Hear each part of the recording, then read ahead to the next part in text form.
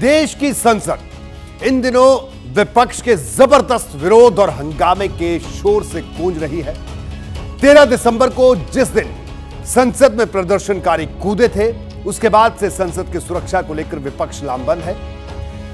आज दोनों सदनों में हंगामा इतना बढ़ा कि स्पीकर को कड़ा एक्शन लेना पड़ा। आज फिर से लोकसभा और राज्यसभा में सस्पेंशन की कार्रवाई दिखी।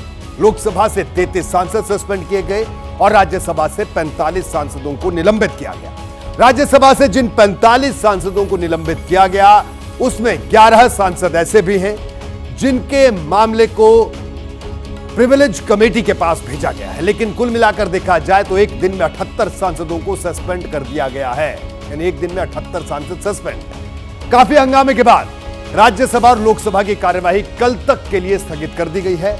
निलंबन के बाद सांसद संसद परिसर में प्रदर्शन करते देखे गए। आरोप लगाया गया कि उनकी आवाज दबाई जा रही है।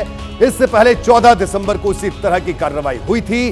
14 दिसंबर को लोकसभा के 13 और राज्यसभा के 1 सांसद को सस्पेंड किया गया था। 14 दिसंबर को लोकसभा के 13 और इसके अलावा अगर हम राज्यसभा की बात करें तो 1 सांसद को सस्पेंड किया गया।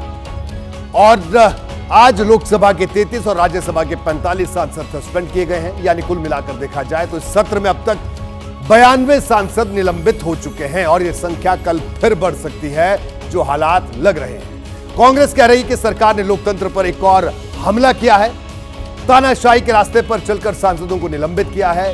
दरअसल विपक्ष की मांग है कि संसद में घुसे प्रदर्शनकारियों पर गृह मंत्री अमित शाह दोनों सदनों में बयान दें।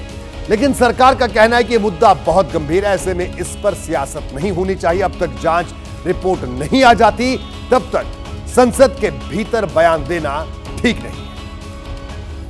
हम सस्पेंडेड।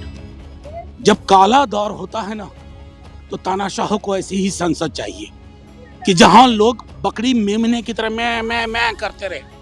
आपसे सवाल पूछ रहे हैं ना साहब, देश की सुरक्षा का मसला है, सिर्फ संसद की इमारत का नहीं है। याद रखे जाओगे, ये दौर याद रखा जाएगा कि जब से अपने दूसरे टर्म में मोदी जी आए हैं, बहुत कमजोर हो गए।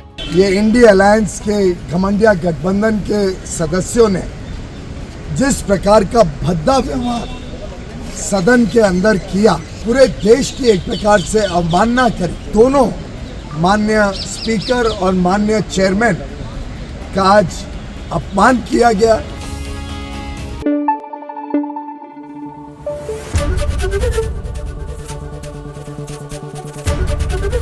एबीपी न्यूज आपको रखे आगे।